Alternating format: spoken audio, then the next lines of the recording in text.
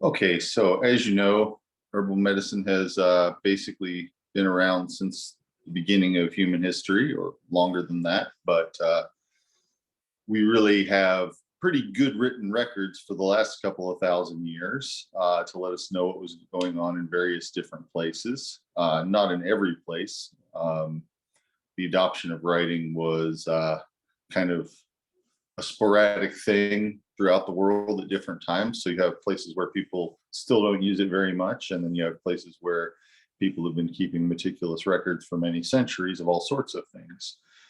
And then, of course, in our age of the world, in the last I don't know, 80 years or so, it's gotten to where there are kind of paper records and written records of more and more and more things. But even just 100 years ago, it was pretty possible for somebody to live their whole life uh, and not leave behind very many records that they had ever existed. Maybe a birth certificate, maybe a death notice, something like that, but maybe not a lot, and maybe not even that. So the further back you go, the fewer things there are written records of. But because medicine has been really central to people's lives, and herbal medicine is and always has been the mainstream form of healthcare in the world, that there's a lot that's been written about that at different times. So you'll often, if you read about things about herbal medicine, people will talk about things, maybe certain medical texts and things being 5,000 or 7,000 years old. And for the most part, we don't have many actual records that are that old, although some of the traditions that were written down later may have been copied from things that were that old, but it's hard to be absolutely certain about that. But lots of things in the last couple thousand years that were, that have a pretty good chain of custody, pretty good provenance.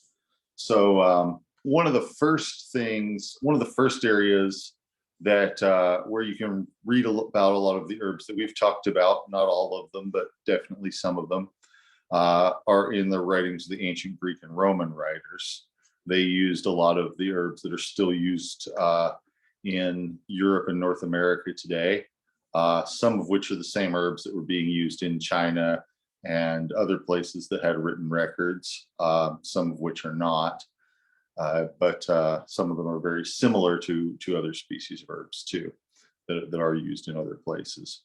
So around 2,400 years ago, you have the writings of Herodotus, and he's talking about different herbs. I told the story about cinnamon and how he said that cinnamon was gathered by giant birds. And so, you had some tales like that, but also some, more ordinary sounding stories about where herbs were being harvested and where they were being imported from and so forth. So it's not really, sometimes people might imagine that hundreds of years ago, people would only be using the herbs that were local to them. And that's not strictly true. Even going back a couple thousand years, there were existing trade routes where herbs were being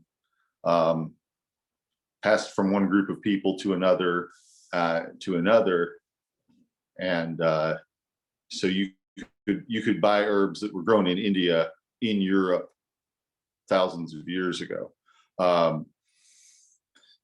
And they were common in cooking in medieval recipe books that are, several hundred years old, which are some of the more common, some of the older recipe books that we have. They were, very much using things like black pepper and cinnamon and ginger that they were importing.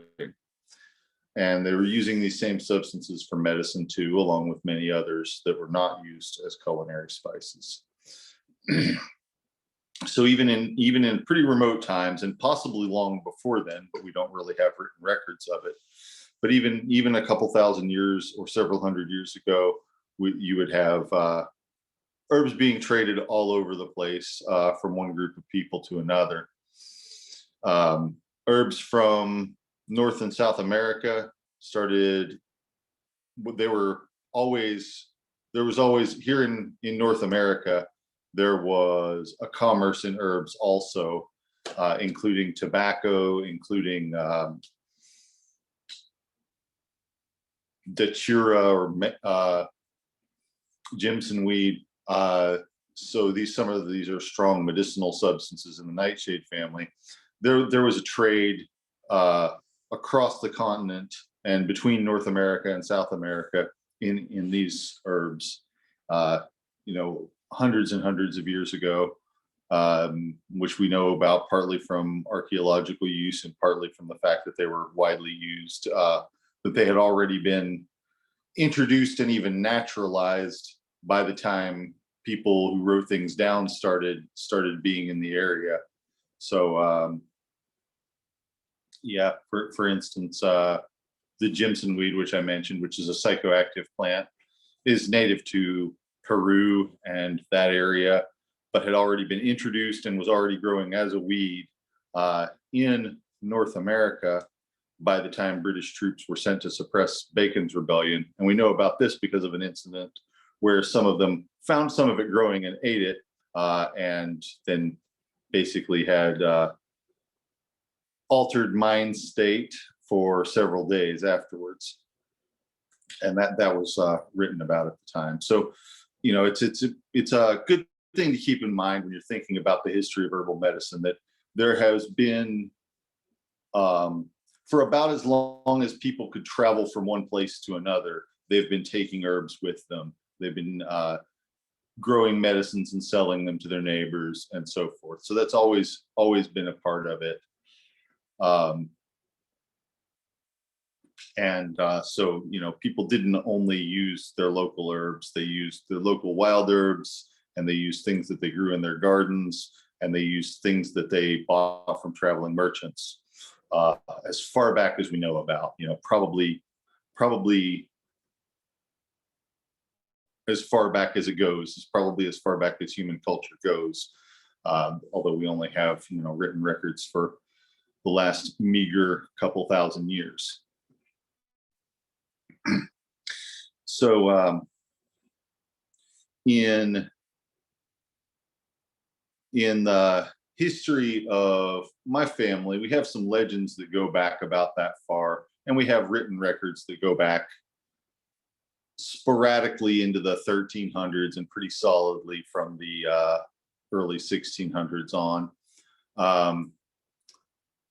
So we tell a little story about this, and this is a fairy tale. It literally involves the presence of a fairy, but it's sort of the origin story of my family being in the world of herbal medicine and being doing what I do now.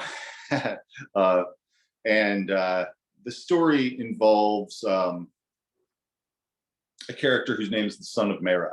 And Mera is a person who had been a warrior, and he was sort of a retired older person. And his son, who isn't named except to be called the son of Mera, was studying at a school of the Shi, basically a school where people learned to be druids. And druids were poets and storytellers and also herbalists and healers.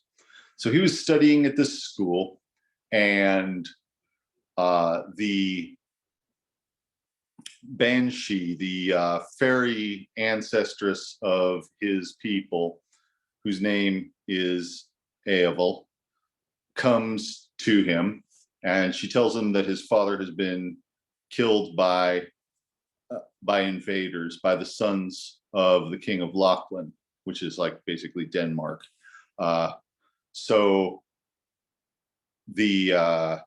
And she gives him a golden harp and tells him that he plays this song, that anyone who hears the song won't live long afterwards. So he travels to Denmark and to where the people are, and he plays this song for them, and they perish mysteriously soon afterwards. And then he returns to the place that he's from, which is an area called Tumivara in County Tipperary, Ireland. He returns there and continues, basically starts his practice as a druid, as a healer, and as a poet and a bard, and sort of, I guess you could say, sorcerer priest type of person, someone who intercedes on behalf of the people with the spirits of the land and the ancestors and so forth, collectively known as the Dinashi in our language, the fairy people. So that's who my family traces our ancestry back to. And the story is that for many centuries, they were attached to sort of, let me say, a royal household, or a lineage of chieftains and like minor kings of a part of Ireland, who were called the Dalcash. The Dalcash is the name of the tribe. The Kennedys and O'Briens were the families who were like the ruling part of the tribe. And some of them were our ancestors, and some of them were just people we were related to. So we worked as hereditary physicians to that family for some centuries. And then in the Middle Ages, part of their territory, including the part that our family lived on, was taken over by some Norman, well, sort of English French people, Anglo-Normans. They came in and built castles in Ireland and took over areas of land, and they were kind of affiliated with the Crown of England. So for a long time, you had these two power structures. You had the Normans, who lived in castles and were associated with the Crown of England, but they spoke French. And then you had the Irish people, the Celtic tribes, the Gaelic tribes, who often lived on their lands and on the same areas of land and so forth. And some of them had their own chieftains and castles and things like that too. So kind of two different power structures inhabiting the same space. And at some point we got shifted from one of those groups to the other by shifting boundaries of who owned lands. And from that point on, things start to get written down a lot more. And those people, there was a family called the Butlers, also known as the Earls of Ormond, and the O'Mearas, which is my ancestors, were their hereditary physicians for a long time, for many generations. So this would be by this point, we're kind of into the later part of the medieval times, what sometimes people would call high medieval times. So where herbal medicine in previous times, in like ancient times and in early medieval times, and I mean still today to some extent, but in the older times, there was a lot of variation from place to place in terms of what herbs someone would use. And even though the same herbs might grow in the area, there's more of a focus on local stuff. And the lineage was basically passed from teacher to apprentice fairly strictly. Sometimes somebody would send their apprentice to be with a different master for a couple years. You know, they maybe trade apprentices or send each other's kids to be each other's apprentices for a while. But for the most part, things were passed down in families. Some families had books where they kept like handwritten books where they kept their recipes and things like that. As far as I know, my family didn't have anything like that, although I do have some pretty old recipes of theirs, but not anything so organized as that. So around the late medieval times, you start having a shift where people are writing about what they're doing as far as medicine goes, and they're writing it in Latin so that people all over Europe can read it for the most part. And so you have more of a community, more of a medical community, rather than just specific medical families who are practitioners and who kind of keep their secrets. Maybe you'd have people who, if they made a discovery or if they came up with something new, they would write that down and they would maybe send it to other people who would then make copies of it and send it to other people. So word got around like that. They had what were called circulars, which were basically like letters that would get mailed um, from one person to the next and so forth. Kind of like chain letters, I guess. But all of this has to be carried by messengers or hand delivered or something like that. At this point, there's not really an organized mail system. So you would have people, you might have somebody in one part of Europe who makes an innovation or makes a discovery, and someone else somewhere else will read about that and start putting it into practice in a way that wouldn't have happened in previous times. And also at this time, people are starting to disseminate works from some of the Latin and Greek authors. Their works had not been widely available at all during the early medieval times, but later in medieval times and early in what you might call the Renaissance, like the 1500s or so, there started being more access to these things, more people making copies of them and sharing them around, and eventually printing them on printing presses. And so things like the writings of Hippocrates started becoming very common and started really becoming more of an underlying set of dogma or set of beliefs that people thought were very authoritative. If Hippocrates said something, you basically didn't question it. Whereas, in maybe several hundred years before, people might not have even been familiar with the name of Hippocrates. But by the late Middle Ages, people acted like they'd always been, like he'd been who they'd been listening to all along. People started thinking of the Greek and Roman writers as being their predecessors and of themselves as being the intellectual heirs to that tradition, which they were in a sense because they were learning from those writings, but there wasn't necessarily a direct line of transmission in most cases in the Western world. There was perhaps more of that in the Middle East, where you had kind of in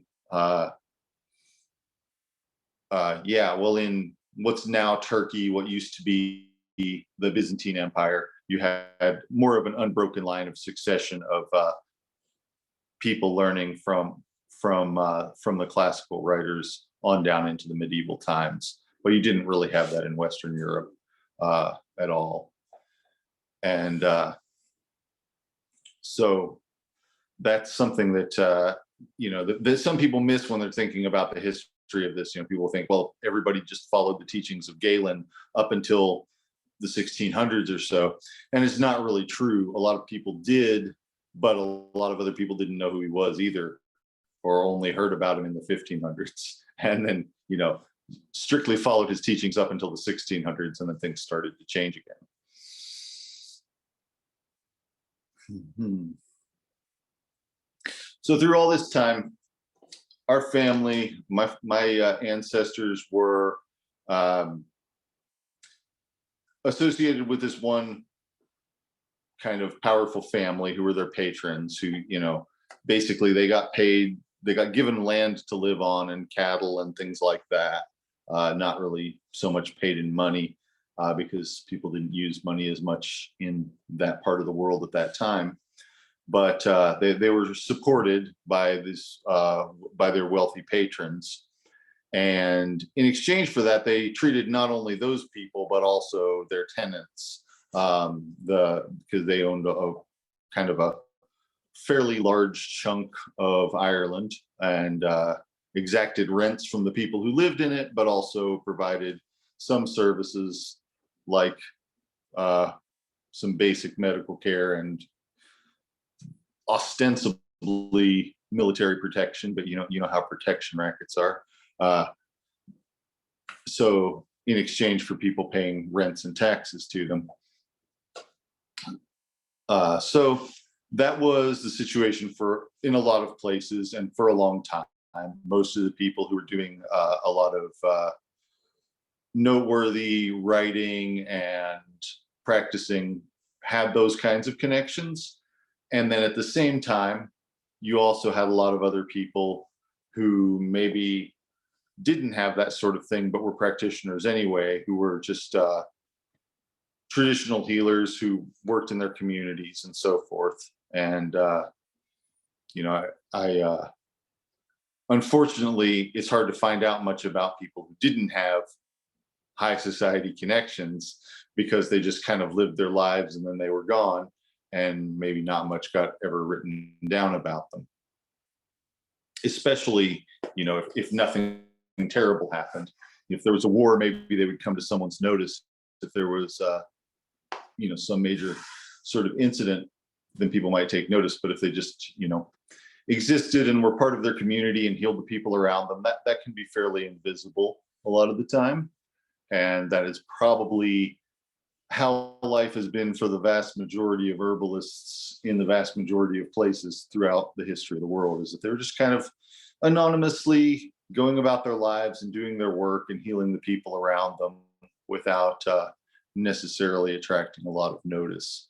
And that can be a good thing too. Not attracting a lot of notice means not attracting a lot of trouble, and just being able to do what you came here to do. And so that's, in some ways, that's a very positive thing. But at the same time, I wish I could, find out more about what they were doing and what they knew, because a lot of the time that information is just not available anymore.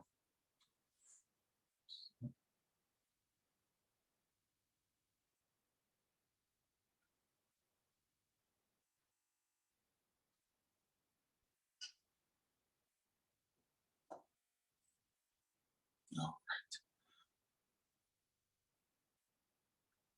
Mhm.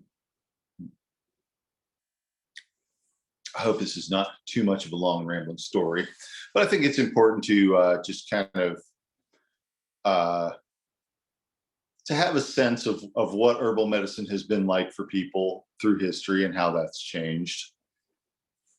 So a really big thing happened in the world of learning in general around this time, which was the invention of the printing press.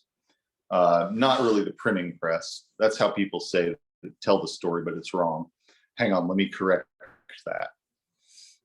Changes in printing presses that allowed for type to be switched out, and that allowed for more efficient and cheaper production of books and bound printed materials. And early on, a lot of what they wrote about was religion. You've got the Gutenberg Bible, which was early press printed thing. And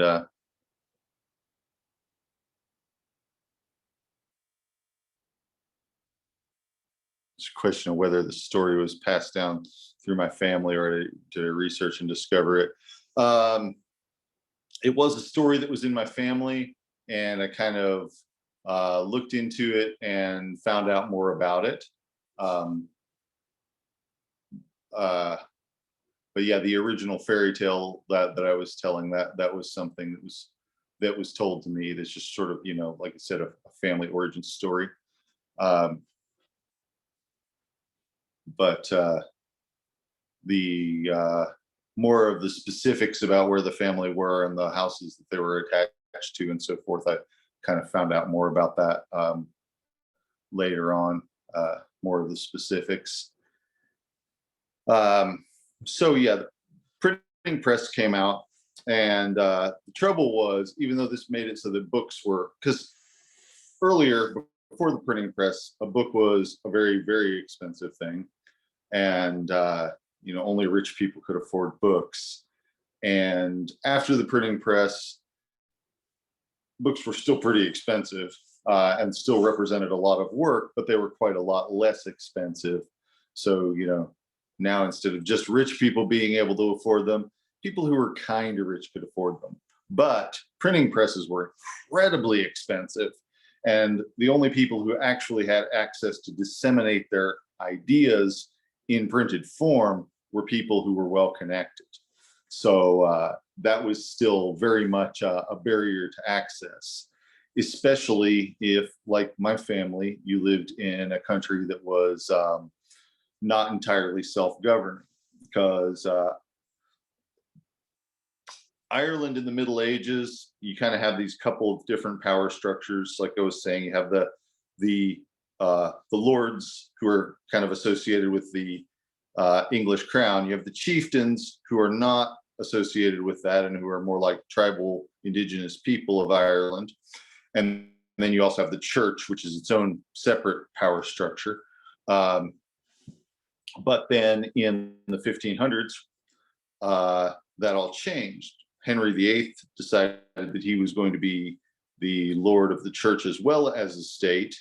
And so he sent people with cannons into Ireland to make sure all the churches fell into line, and also all the lords who kind of resisted him doing that, he turned the cannons on them too. So it really shook things up, and basically made it into a more of what we would call a colonized country, where most of the wealth was being exported, most of the decisions were being made by people who were not the local people, for the benefit of people who were not the local people.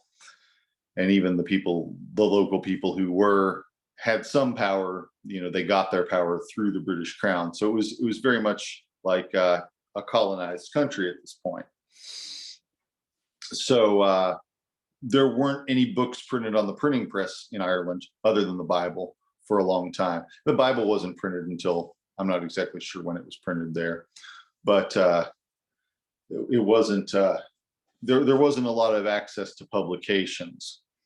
And one of the first books that did end up getting printed on a printing press there was by an ancestor of mine.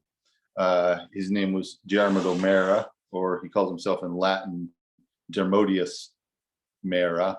And in English, it would be like Dermot O'Meara. So people used Latin and Irish, and sometimes they used English as well. This is in the early 1600s. And let's see, I have his book right here, or reasonable facsimile thereof, Pathologia Hereditaria. And so he's writing about hereditary diseases. And he has this idea that hereditary diseases aren't just fate or caused by the fixed stars, and they're not just kind of like, he goes through different opinions of different people at the time about what they think hereditary diseases are. Here he's talking about the ideas of a writer called Laurentius. So he's kind of going through, and here's what Quersitani thinks of it. And so this is another writer at the time. And what they think about hereditary diseases being caused by basically imbalances in the humors that are passed on to the fetus and so forth. And he goes on to describe how he believes that there are two sets of hereditary information, one from the father and one from the mother, which he describes as the blood and the seed, and that you get some things from your mother's side and some things from your father's side, and that there were strong traits that could mask weaker traits and things like that. So he's really kind of laying down a fairly advanced understanding of hereditary pathology compared to what everybody else was talking about at the time. And I think the reason that he had that idea was because a lot of his people were cattle farmers, and they were breeders. They were used to keeping track of how traits were passed on in animals, and that it wasn't all from one side or the other or anything like that. A lot of the other authors kind of thought that all the genetics came from the father's side, and that all the nurturing and environmental factors came from the mother's side. And of course, that's not really how it works. So because he had this association with this powerful family who were his patrons, they were able to pull some strings and get it so that his book could get published. And it was published many times. It was published in Ireland. There was another press run, I guess you'd say, in England a few years later, and another one in Amsterdam. And then a generation later, his son had it reprinted again. So it was a book that a lot of people read over the course of a couple of generations, and it was probably pretty influential in the history of medicine. It's not something that anybody reads much anymore, or necessarily that shows up as much more than a footnote in the medical history of the time period. But for a set of ideas at the time, it got pretty widely disseminated. And like I said, the fact that he had the connections that he had helped that to happen. But this is a time when there was a lot of turmoil and things like that. So, and kind of the beginnings of people pushing back against colonialism in Ireland, imperialism in Ireland. So a generation later, he lost that patronage because he was involved in a rebellion. Basically, what we call that? Well, he was involved in a situation where a bunch of people wanted. There was a kind of a group of people in Kilkenny, Ireland. They called them the Confederation of Kilkenny, and they were sort of like a de facto government who was trying to break away from the English crown. And it didn't ultimately work out. They were kind of self-governing or so for a couple years, and then this was after the English king had been executed, and there was a lot of basically a civil war going on in England. Part of Ireland was like, now there's a chance to say we're not part of this anymore. Other people didn't agree with that process, and eventually the British Army came in and carried out something a lot like a genocide, kind of destroyed most of the remaining tribal power structure, and shot holes with cannons in most of the existing castles in Ireland. There's a few left that are still intact or have been restored, but most of the castles in Ireland have been ruins from that time until now. So it was a very big period of mass killings and things like that. And at that point, he kind of broke away from this royal house, not royal, noble house that he'd been associated with. And I don't exactly know what happened to him after that.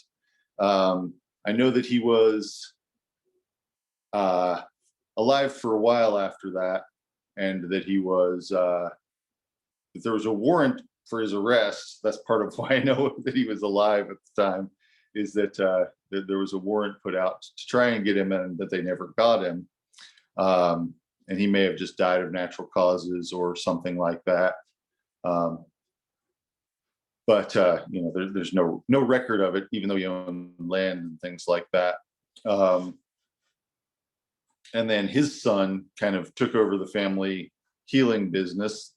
At this point, by the way, it's not just a matter of people being teachers and apprentices and so forth. There's starting to be universities. So this guy, Dermot O'Meara, he went to a university called Reims, which is in France, and they taught spagyric medicine. Spagyric medicine is basically the medical branch of alchemy. So, he had his family's tradition, and then he had this teaching from Reims also. And before Reims, he went to Oxford, but he didn't study medicine there. He just sort of studied humanities, or I don't know. He didn't study divinities. He studied everything else, which they referred to as humanities. It might be a little bit different than what we would call humanities now. But so he actually was, he went to university and graduate school more like people might do now, rather than just learning from one or two teachers as an apprentice, and then being a journey worker, and then take going out on his own in the medieval system of things, both of which still exist now, and both of which are totally reasonable, available ways to learn. One's not necessarily better than the other, but that's something that started to become the more dominant model of education around that time, or started to become a more widely recognized form of education around that time, and gradually became the usual thing for medical professionals. And of course, at some point, that started turning away from herbal medicine and towards more manufactured drugs, but that doesn't happen for a couple more centuries after his time. So at his time, people were learning physical methods like surgeries and bone setting and things like that, as well as herbal remedies, and maybe some things like mercury as an antiseptic, for instance, was very popular in that time period, that were based on what people call mineral drugs, or isolated minerals being used as medicinal substances, started to be known of and used around that time.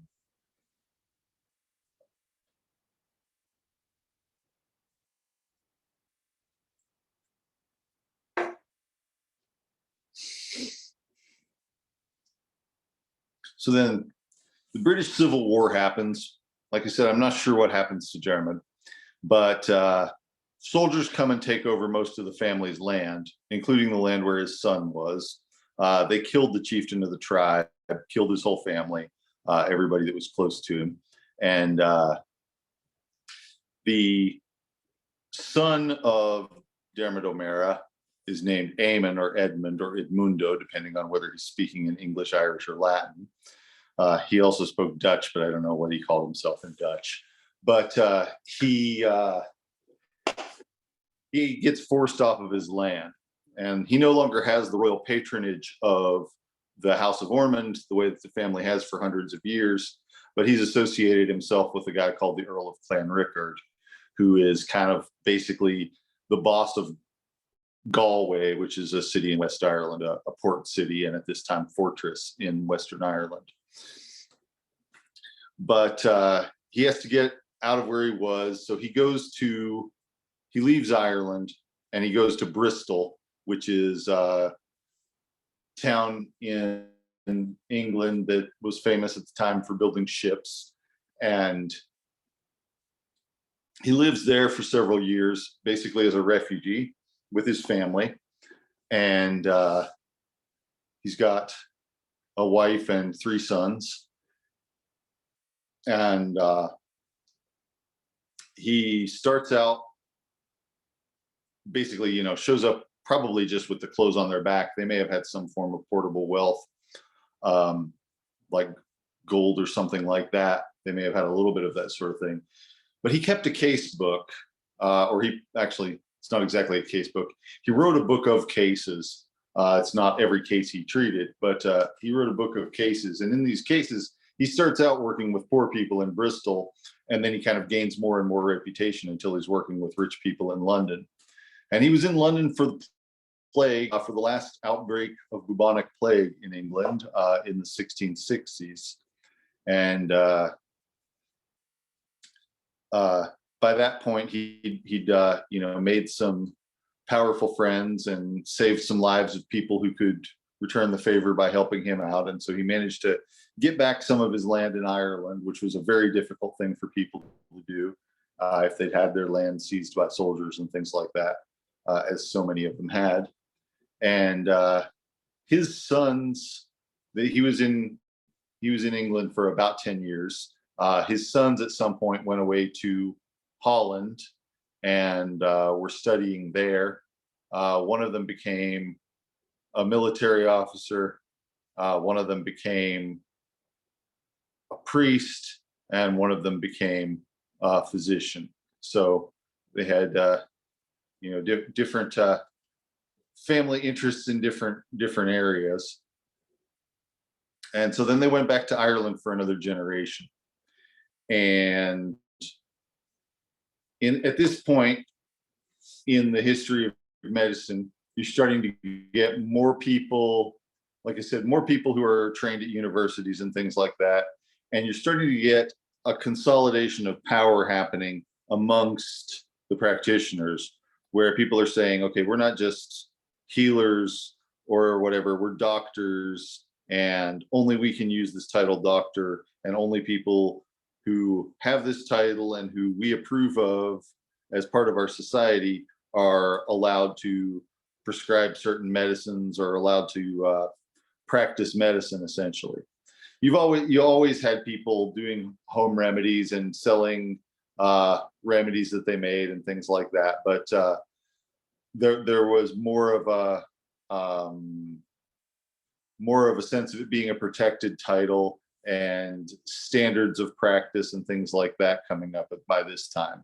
And with that, you have more of people turning towards using only certain approved of remedies. And at that time in history, those remedies tended to be ones that had dramatic effects.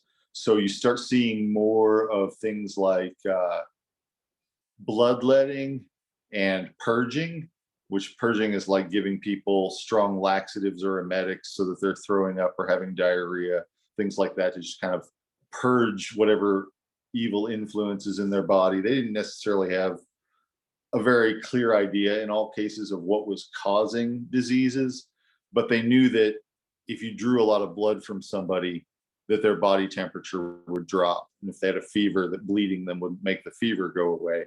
So they felt that they were letting out heat by letting out blood, for instance. So that there was, a sort of, I've heard it called heroic medicine. That's not really a term that people used at the time, I don't think. Not that I've been able to find, but I've heard the term heroic medicine or heroic measures being used to describe it. But basically, the people really liked dramatic medicines with obvious, powerful effects. So, rather than giving somebody chamomile if they needed some help sleeping, they'd give them opium. And opium, taking opium as a sleep aid doesn't make a lot of sense. It will definitely knock you out, but there's, so many side effects and so many other things that you could be using that, from a risk-benefit ratio perspective, it's not a very wise thing to do. But they were less concerned about that sort of thing than they were about seeming powerful. And so this urge to seem powerful and to enact dramatic, fast, visible effects and a sort of a fetishization of potency starts to come up in medical thinking at this time. And this is really the point in time where it's starting to turn away from the traditions that it had up until that point and turn towards something that, at least culturally, it might more resemble conventional medicine that we would see in hospitals and things like that today. So this book is called De Febribus, or On Fevers, and it's written by Eamon O'Meara, or Edmundo de Mira, as he calls himself in Latin. And so he's also studied at REMS, and he's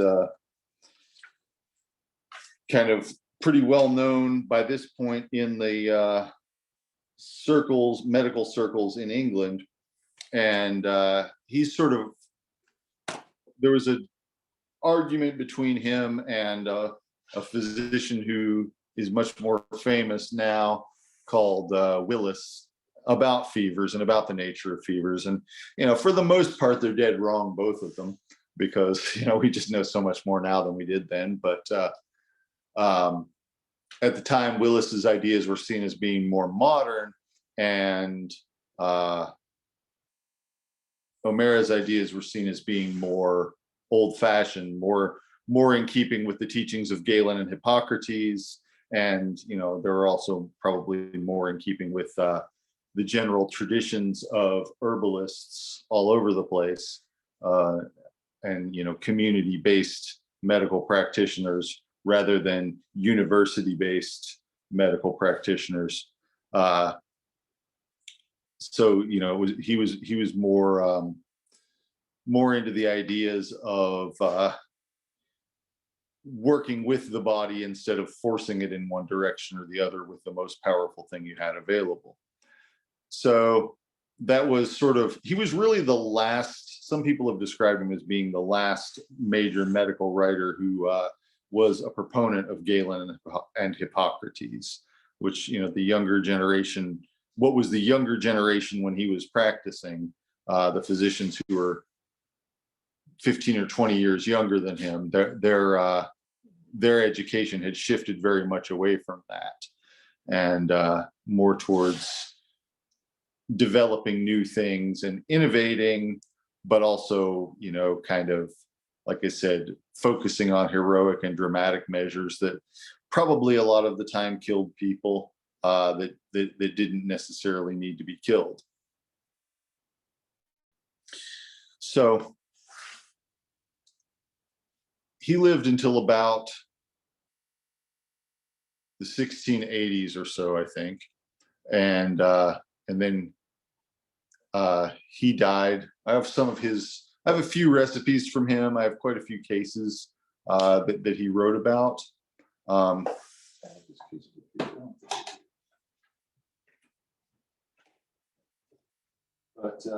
I think I might at some point do a video on my regular medicine show page where I talk about some of the cases that he wrote about in Latin. But I haven't done that yet. But some gnarly things that you wouldn't see nowadays, like or that you would hope not to see nowadays, like tertiary syphilis. Still happens, but not very often. At the time, syphilis was really common, and there hadn't really developed very many good treatments for it at that point in history. So after his time, his family was back in Ireland, and then war came again because there was a well, let's see what happened. James II was King of England, and then I don't know if he was his brother-in-law or what exactly he was, but William of Orange came and took over the throne. William of Orange was a Protestant and James was a Catholic. So James went to Ireland and tried to kind of rule from there.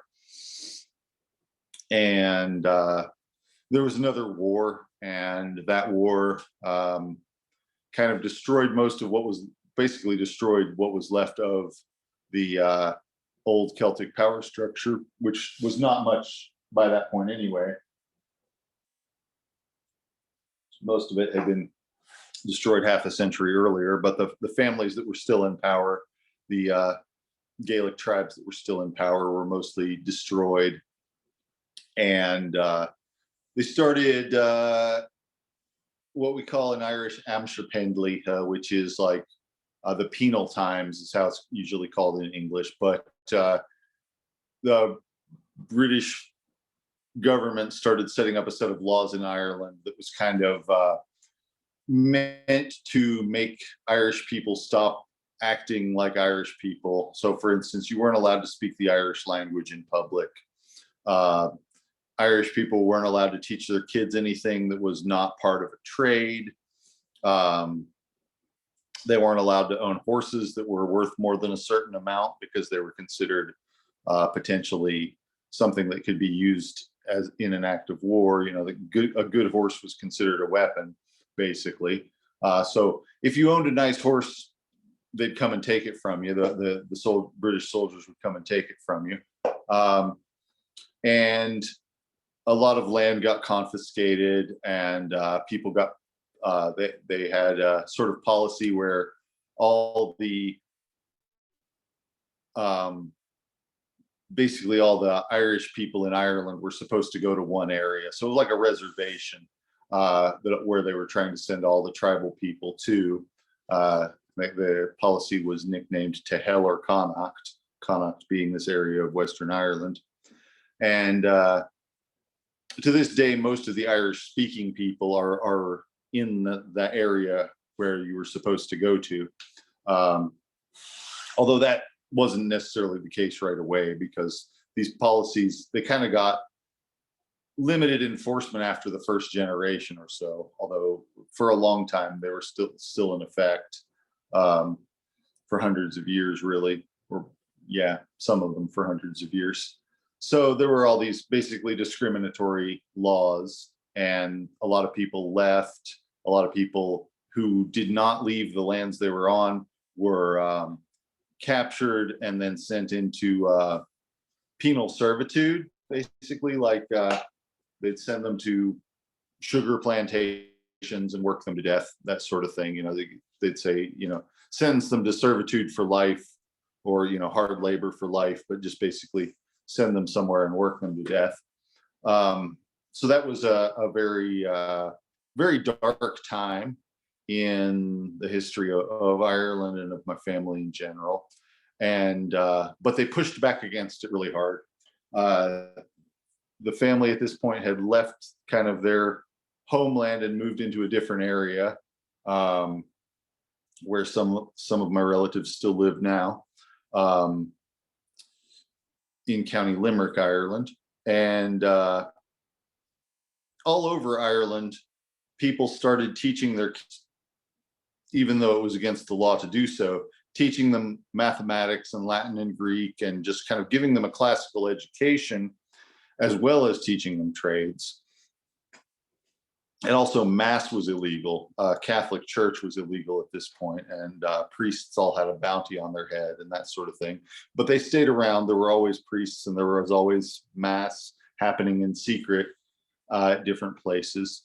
And the schools that they had were called the hedge schools, and that's why I decided to call my my herbal medicine teaching program the hedge school, is because at this point people were having school out in the open, usually, sometimes in caves or in barns or things like that, but often just outdoors, and just kind of gathering people together at an agreed upon place.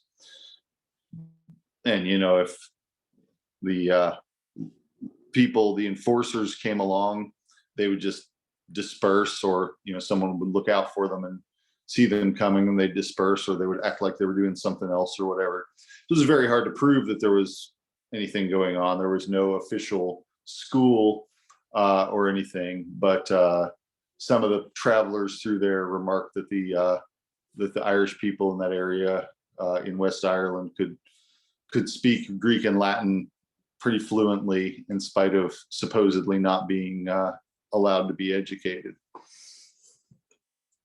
So they fought back against it. They kind of did what they felt was right, in spite of what the law said they had to do, and did their best to persevere under difficult circumstances.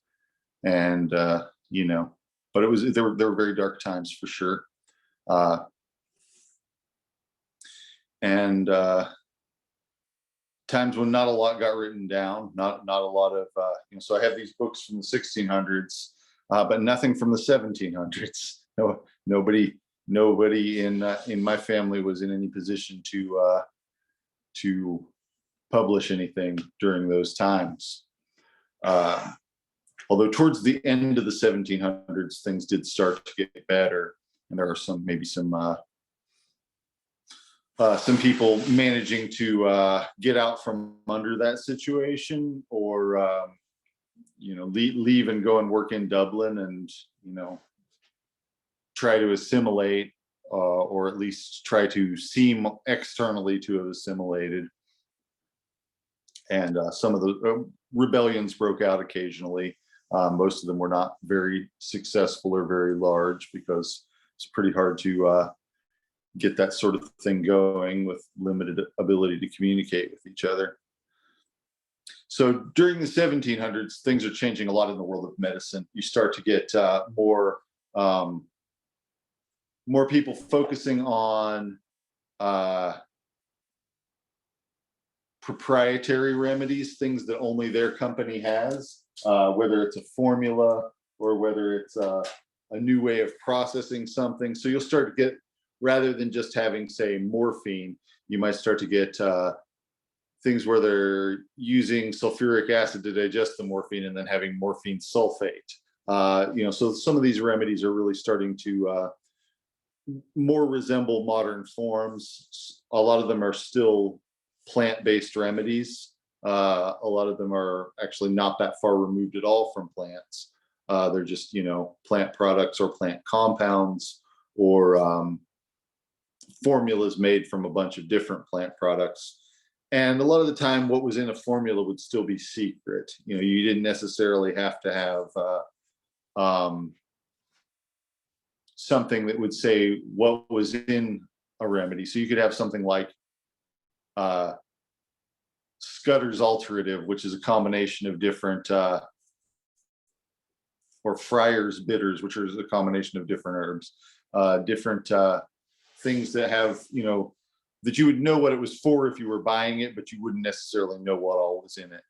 And so that sort of thing started being very more popular, and more the sort of thing where remedies were being made in factories in large batches and packaged and labeled and sent out and sold in different areas. So, you might have patent medicines in nice embossed glass bottles that would say something like, so and so's remedy for such and such. And a lot of them were just morphine and alcohol, but a lot of them contained other things too. So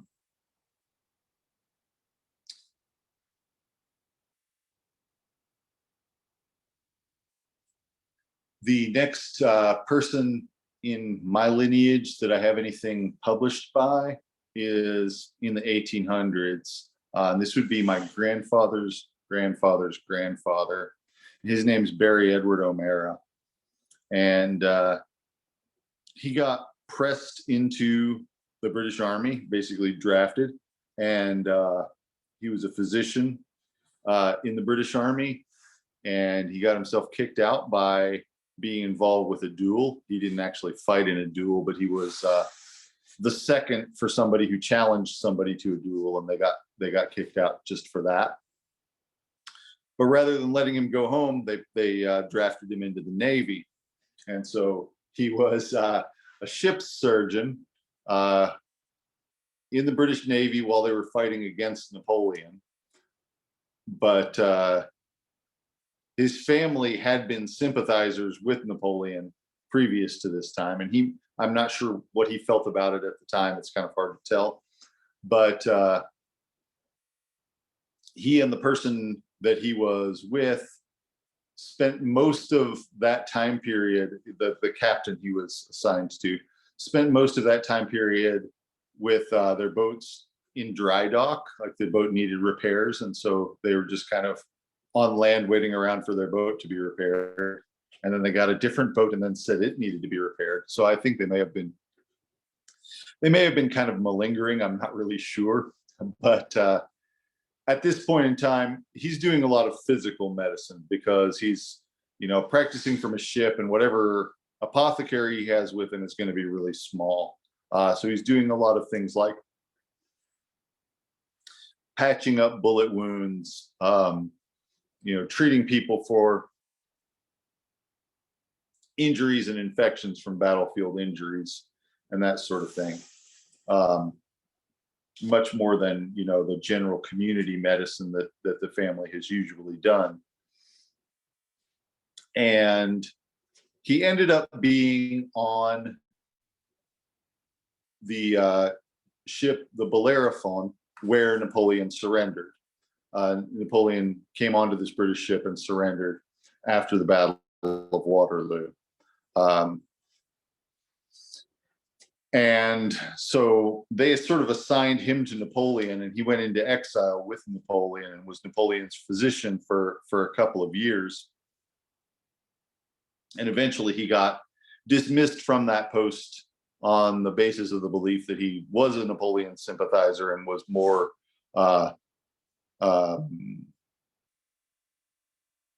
more loyal to Napoleon than he was to the British, because the the British governor of St. Helena, where this is happening, uh, wanted him to spy on Napoleon basically and report everything to the British about what Napoleon was doing. He's like, that's, against my oath. That's against, that would be a dishonorable thing for a physician to do to their patient. So I'm not going to do that.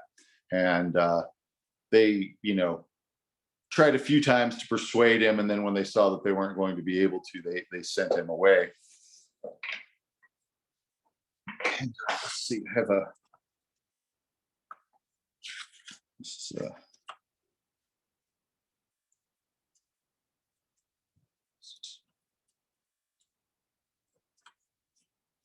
a reprint of an old political cartoon showing O'Mara shaking Napoleon's hand as he's being sent away.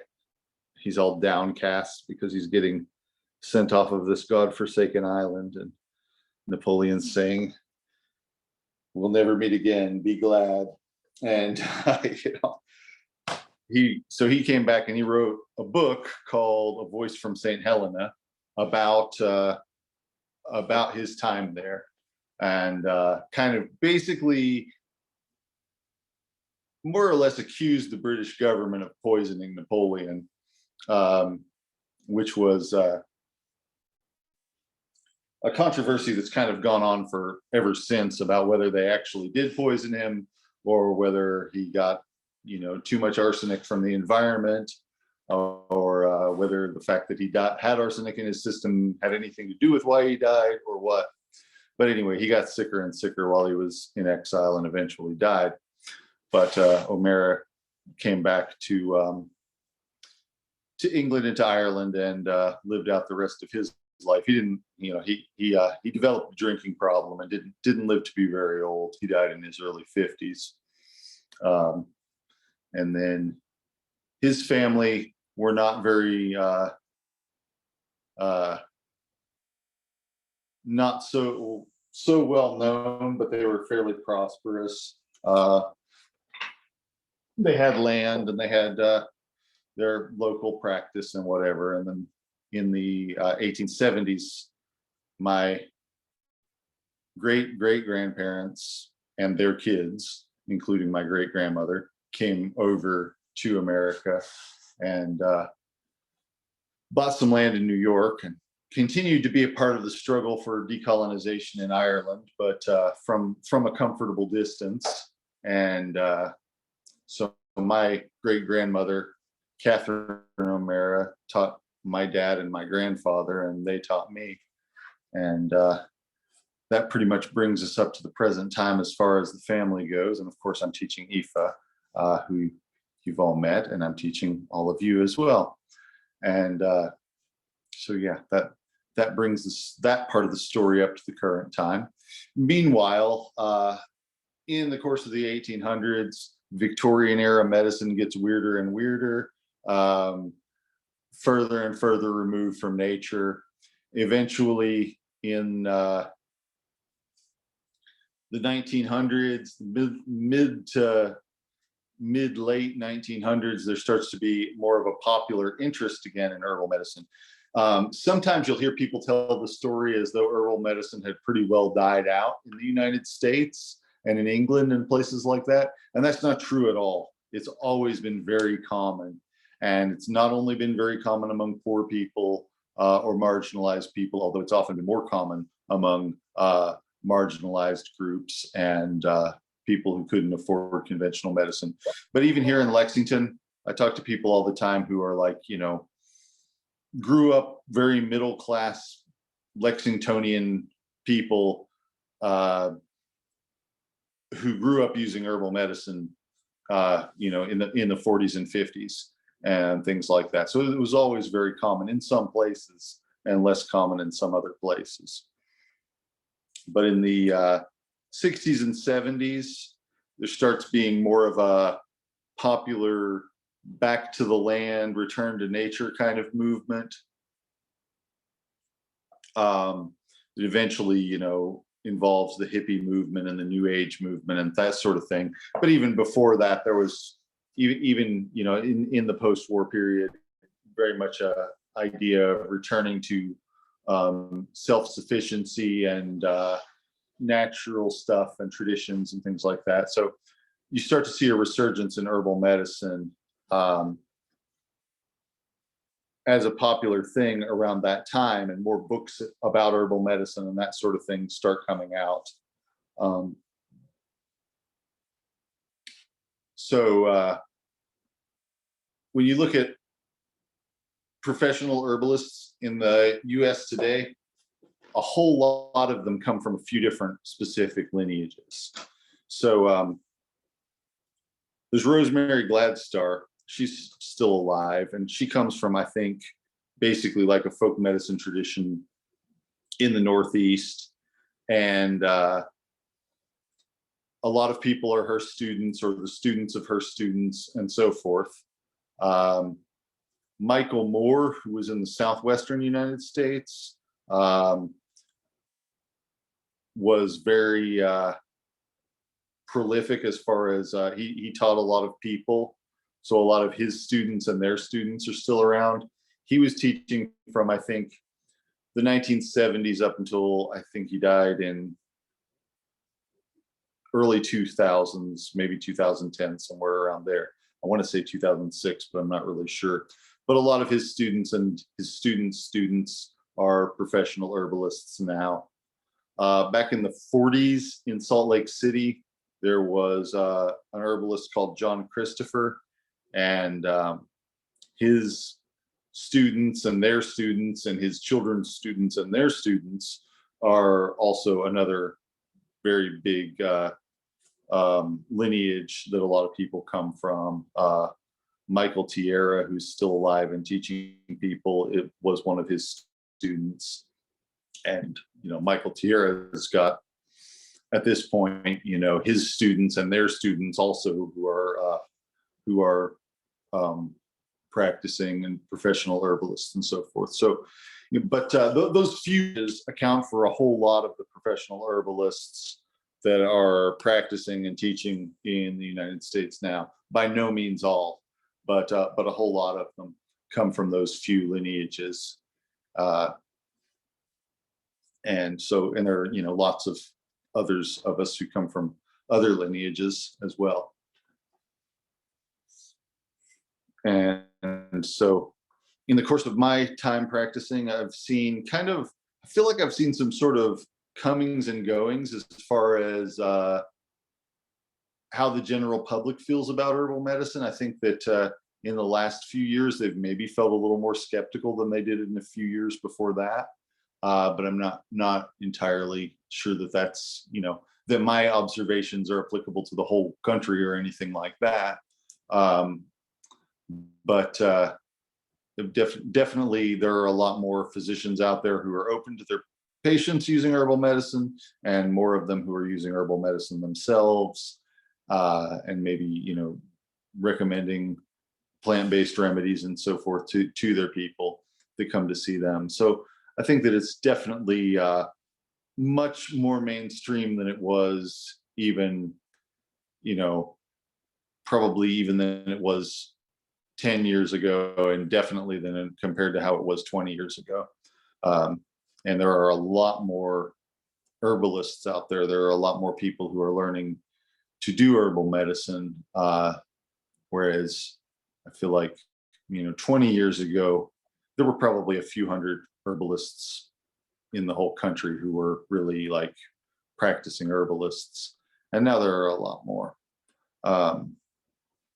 So that's that's a positive change, at least from my perspective. And I like to keep in memory all the people who have struggled to help make it what it is now, because it's been a lot of work from a lot of people over a lot of generations. All right, just a second, I'll get something and I will be right back, and then I'll start talking about some plants.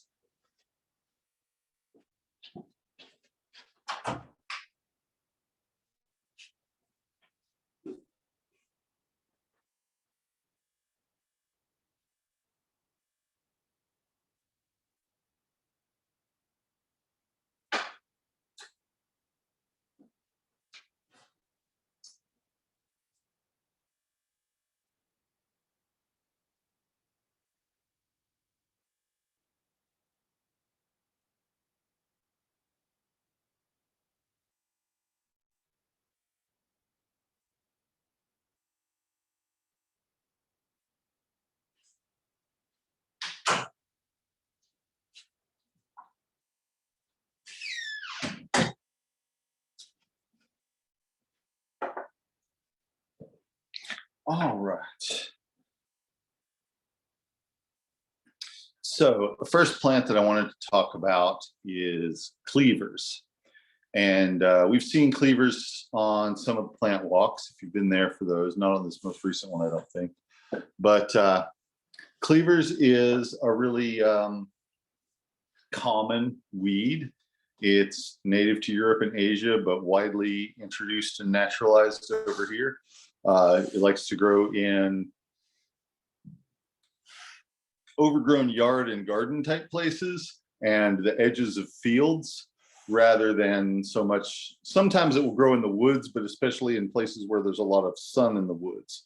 Like if there's a break in the trees where there's some grass growing and things like that, it will grow in those sorts of clearings, but not really usually as much in deep woods. It grows in edges of woods, edges of fields, and in unmowed lawns and up against buildings and things like that, around the bases of trees. I often see it growing. And it's a very recognizable plant for two reasons. One is that the way that the leaves are arranged, they all kind of, there'll be a whirl of leaves coming out of the stem at the same point. The leaves are sort of spoon shaped, and they come out at intervals along the stem. A whole circle of them will come out at once. And so it grows like that, and it's kind of long and viney. And the other thing that makes it recognizable and gives it its name, cleavers, is the fact that it's covered in tiny little hooks, hook-like hairs that will hold on to clothes and animal hair and things like that. And the plant will actually break off, a chunk of the plant will break off, travel with you on your clothes till you brush it off or till it falls off, and then it'll start growing in the new place if it's a suitable place for it to grow. And that's one of the ways the plant gets around. It also produces lots of seeds, and it grows from seed very easily. So it's not like it's completely dependent on that form of reproduction, but it does use both. And it's around basically by sexual and non-sexual reproduction, seeds and cuttings, basically, of itself that it distributes. And whenever I'm on walks with people, I always like to pick a little sprig of cleavers and throw it at somebody and have it stick to their shirt. It's just a very nice demonstration of how it works. But when you see it growing, you'll often see a lot of it growing all together in a big clump, and it's pretty easy to gather plenty of. The best time to gather it is early in the spring, sort of before the trees leaf out. Is usually the most prolific time to find it. The family that it's in is called the bedstraw family. It's kind of people call them bed straws because they were used as bedding because they've got more loft to them than just regular wheat straw or something like that. So if you stuff a mattress with them, it's fluffier. But you wouldn't want to lay down on just it because then it would tangle in your hair and everything. But if you had it in a tick or a mattress or something, you could use it as bedding. But that's not the main thing that I would use it for, because we have lots of other things that we can use for bedding these days. But medicinally, it's for the kidneys and the liver. It's diuretic. It's a mild bitter. So it stimulates the liver and the kidneys. Because it does those things, and because those organs are responsible for removing waste products from the body, people will often call it something along the lines of a cleansing tonic. Sometimes people will say a spring tonic because it's very prolific in the spring. You can gather a bunch of it in the spring, make it into a tea, and when you make it into a tea, it's a lot like black tea. It has this flavor that's a lot like black or green tea, and it's you would want to dry it first. It doesn't take long to dry. You can bundle it up and hang it up to dry, and it'll usually be dry the next morning. because it's got so much air in it, and the stems are hollow and it's just kind of fluffy. So it doesn't contain a lot of moisture. It's very lightweight and it dries out very easily. So dry it before you make medicine out of it, and it will give up its substances into the medicine much more quickly and readily. Originally, when I read about cleavers, I read that it contains caffeine. That's not true, but it is something that I've seen repeated a number of times in a number of different books. It doesn't contain any caffeine or anything close to caffeine, although it can make you feel a little bit energized, might just because of the minerals in it or something like that. It does contain tannic acids, and it does contain antioxidants and probably a bunch of other substances that we don't really know well or have names for or anything. But its tradition of use is as a strengthening remedy, nurturing and strengthening, gentle remedy for the liver and kidneys, and especially people would call it a spring tonic, something that is used to detoxify the body or remove waste products from the body after the winter. So, sometimes just makes people feel less sluggish and more lively, and that can be a good thing to have in the early spring. In former times, people, the diet that people ate in the winter was a lot of salted meat and crackers, or just things like that would be preserved food, not a lot of fresh food. And so it's a fresh, edible thing that grows early in the spring, although its texture makes it somewhat unpleasant to actually eat. But if you make it an infusion of it, you can make a nice strong infusion of it, and it feels very very nurturing and revitalizing.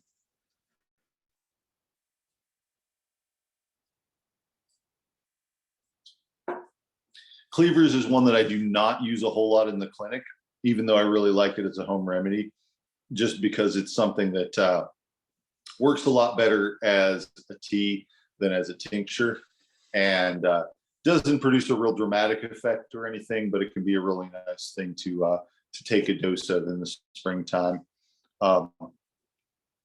And so, I usually will make it for myself, but I do have it here in the clinic.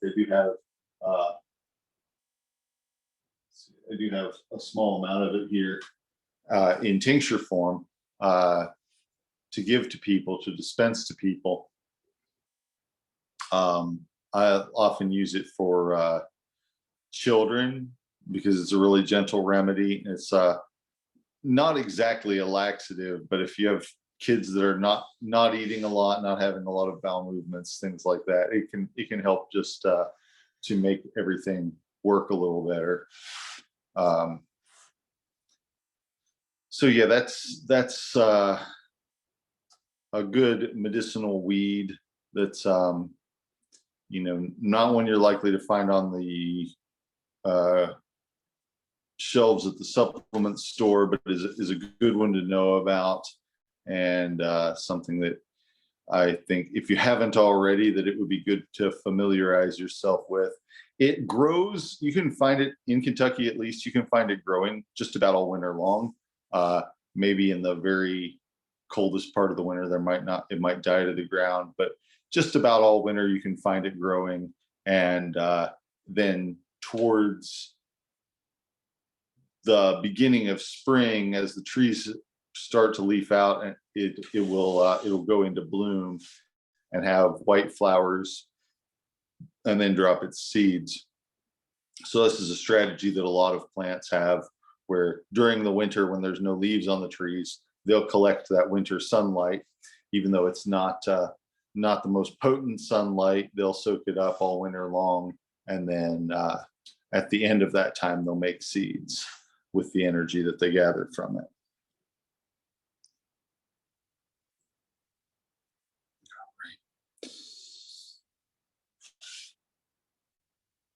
The other herb that I want to talk about is fennel.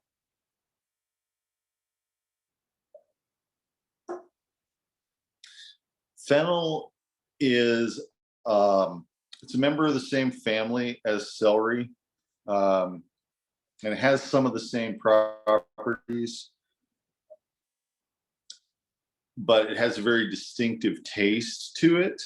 What a lot of people might describe as a black jelly bean type of taste or a licorice type of taste.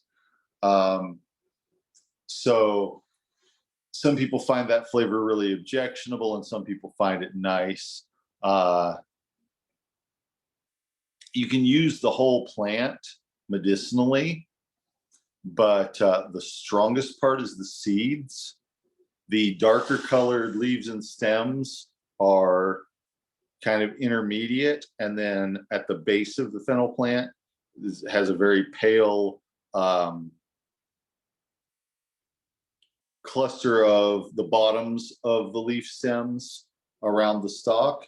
And so that part is basically a vegetable, something that you can trim and steam, slice up and steam or roast, and eat it. And it contains small amounts of the fennel compounds. But the darker colored leaves, which are sometimes a purplish color and sometimes a dark green color, depending on the variety of the fennel, and the seeds especially, are medicinal. So like celery, it helps with digestion, helps to dispel gas, helps to soothe the stomach. It also is a little more increasing towards the appetite compared to celery. And like other things that have that same flavor, it does tend to increase milk production in someone that's lactating. It's actually seems to be stimulating the production of a substance called prolactin that's produced in the pituitary. And milk production is one of the things that prolactin does, but it has a variety of different roles in the body. Some people will notice a decreased sex drive with fennel, although that's usually not something that happens to the point where people can't experience arousal or anything like that, if provoked to do so. But it does sometimes decrease libido for some people, and that probably depends on what else is going on in their endocrine system.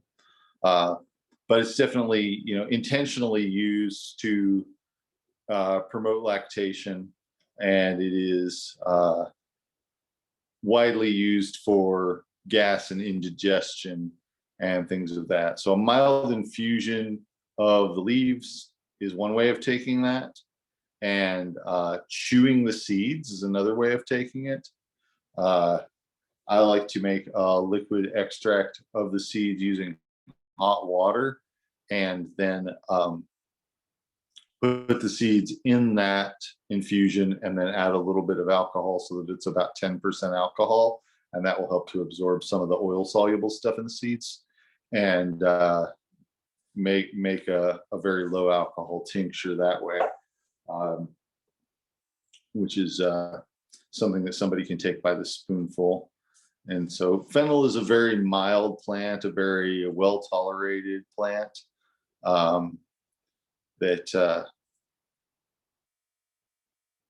that a lot of people use, and that of course, because it's a food like substance, that people also eat as a vegetable, the lower part of the plant. It's something that you're not ever likely to see much in the way of a real problem from, but it is strong enough that it makes noticeable results, especially with digestion. If somebody's feeling over full from a big meal, or bloated or anything like that, it works pretty quickly, and can have a pretty dramatic effect. Sometimes if somebody has oral pain, using fennel is something that you can use for that too, either in the form of a crushed up poultice of the leaves near the area, or just taking a little bit of the liquid extract and holding it in the mouth over the area that's bothering it, and that can relieve some of the pain. I don't use it very much that way, because I usually use an oil extract of usnea for that. which is more powerful and doesn't taste like black jelly beans, which, like I said, some people find objectionable. I personally don't. I think it's fine. I think there are much worse tasting things out there, but anyway, that is one potential use of the plant as well. And fennel is native to the Mediterranean area, and maybe kind of Southwest Asia. But it's been cultivated for so long that it's kind of hard to say where exactly it's native to.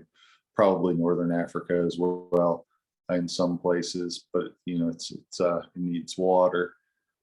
So it's mostly something that you're not going to find growing. It's something that you could grow yourself if you wanted to, or is pretty readily purchasable also. It grows very well here in central Kentucky. I haven't noticed it coming up on its own in places where it was allowed to go to seed. So it might not reseed itself very efficiently here, but if you start it indoors and then plant it out, it grows just fine. And you can get, very big, tall, bushy fennel pretty easily. Now, if you want to harvest the seeds, you pretty much need to harvest the leaves right as it's starting to go into flower. If you wait until the seeds are ripe, the leaves won't be any good anymore. They'll be kind of spent.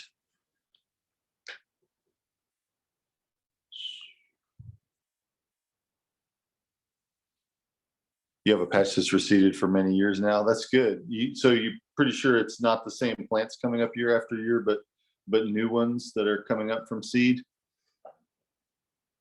The times that I've grown it, I haven't seen it reseed, but that doesn't at all mean that it can't. Like I said, it will grow here if you grow it. But that's fantastic to have a stand of it going that long. Same plants and new ones. That's great. That's great. It's there's a patch of it up at the Arboretum that I think is the same plants year after year. I don't think that they cut it all down and replant it. That has been there for many years as well. There's a two different varieties of it growing there. I haven't really noticed it spreading much, but it does come back. It does seem to come back in the same place. But yeah, that's great. So like I said, it will grow here pretty well, and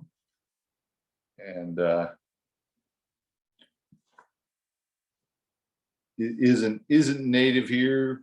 Isn't something that you can expect to find out in the wild, but is definitely something you can have in your garden, or even in a big container garden if you wanted to grow it that way. Jennifer says she has tons of seeds if anybody wants some. So that's good to know. If you would like to get some from her, that's a good resource to have. Seeds from somebody that always feels a little different than seeds that you bought.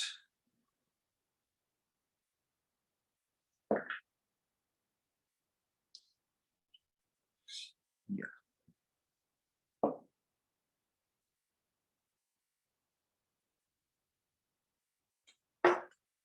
Very occasionally people use fennel flower as a medicine too. And the properties are the same.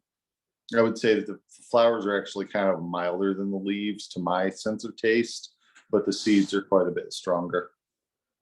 But it's basically the same types of properties throughout the plant. And yeah, it really helps to promote digestion. I mentioned taking it after you've eaten, if it feels like you've eaten too much or whatever, but it's also fine to take a little bit before you eat or as you eat to try and help you digest things. And you can notice it even when it's in your mouth, that it will make you produce more saliva. And then once you swallow it, that process continues all the way into your digestive system.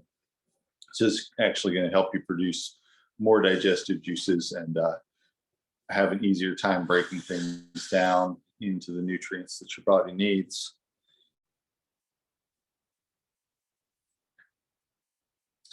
Um, yeah, fennel has a hollow stem. It's kind of jointed and can be either green or purple. Um, and it's a pretty tall plant, maybe, person height or so. Some of it's smaller than that, but it gets that big. And I really like the smell of it. I think it has a really pleasant smell to it when it's drying.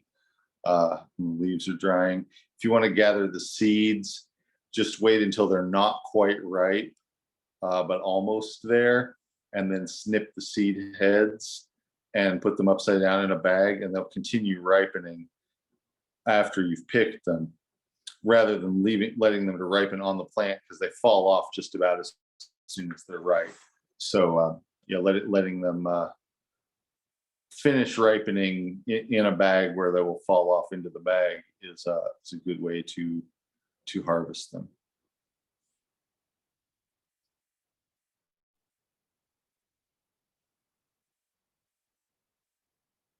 Okay. Uh,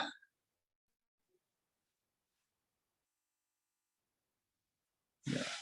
Topically, fennel can also be used for stings, bug bites and stings. I, again, usually don't use it for that because there are other things that I use, specifically plantain leaf, which is almost always present and abundant when there are stinging insects to be had. So it's good to know about it so that you have options in case there weren't plantain for some reason. But generally speaking, I would use the other thing. But it's good to know that that is a property that fennel has. If you crush it up and put it on a bite or a sting, it will help to draw the sting out of it, bring down the swelling, and get rid of the itching and that sort of thing. And just like with celery, if you take a hot tea of it, it's kind of decongestant, just very mildly, helps to break up phlegm and move the sinus secretions if they're all sort of feeling dried out in your sinuses and that sort of thing. So that applies to fennel seeds as well. All right. Any questions about fennel or cleavers?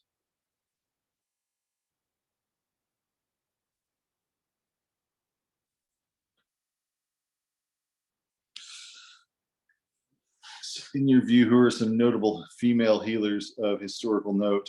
A lot of the time, it's really hard to find out who they are. I mean, a lot of the women, because I had a lot of female healers in my family, but it's very hard to find out very much about the ones that weren't within living memory. There have definitely been some, and I wish that I knew more about more of them. We had someone that was associated with our family called Dr. Barry, who was actually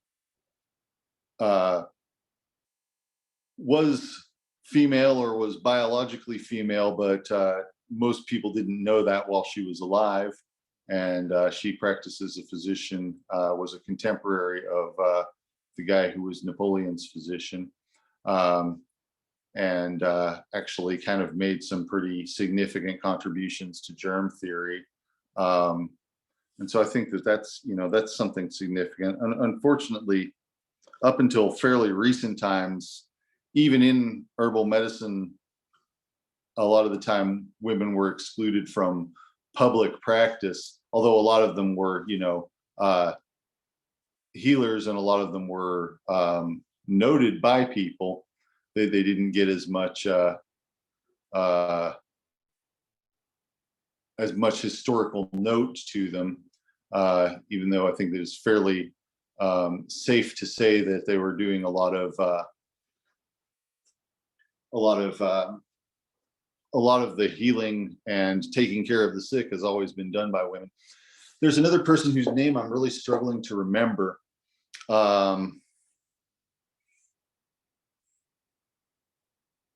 Can't remember who this person's name was, unfortunately. She was one of the companions of the Prophet Muhammad, and she started basically the first mobile clinic and kind of really started the idea of inpatient care.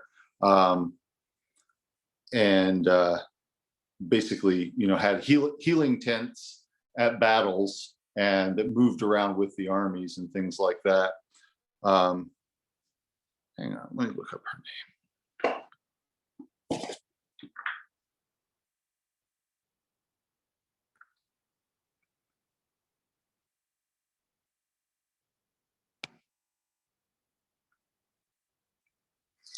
Unfortunately, even with people like this who I've read about, have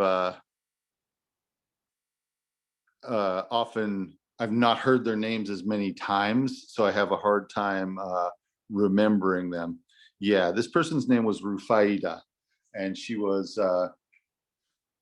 an 7th century, she's from the Arabian Peninsula in the 7th century, and kind of started the tradition that would eventually become imported to the West in the form of hospitals, which, the idea of hospitals was brought back to the West after they saw them in Jerusalem,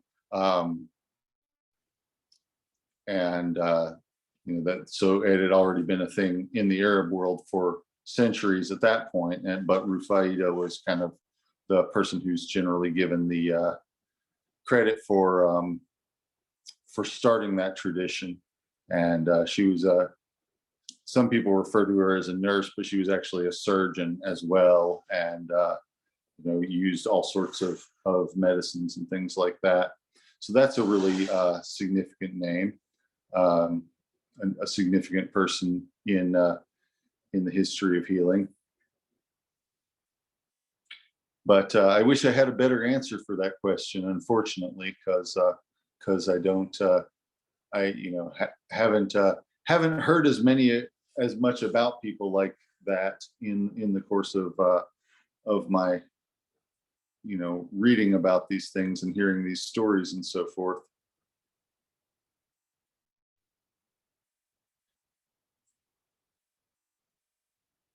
Well, thank you for that question. Yeah, and I will probably think more about it and think of some other people to tell you about further on down.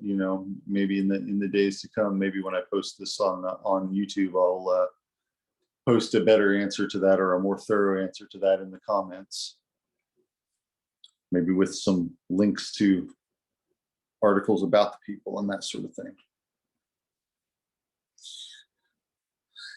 So another thing I wanted to mention is, as of today, we're 6 months into the program, and if people have their plant collections finished, I'd love to start seeing them.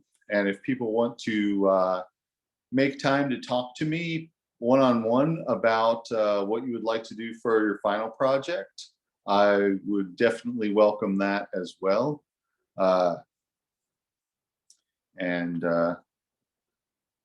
So yeah, I mean, congratulations to everybody who's made it this far, and I hope that all of you will continue for the next 6 months, and hope that everybody is enjoying this class, this course, and if anybody wants to talk to me one-on-one about that, I would definitely be open to that too, if you have any suggestions or feedback or anything like that.